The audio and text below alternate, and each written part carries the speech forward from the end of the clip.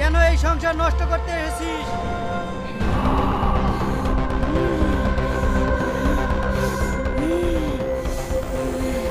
সেই কৈফিয়ত আমি তোকে দেবো নাকি? ভালোই ভালোই বলছি, তুই এখান থেকে চলে যা।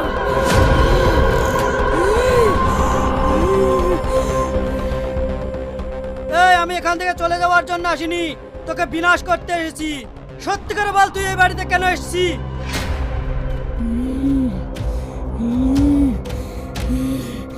আমি এসেছি প্রতিশোধ নিতে।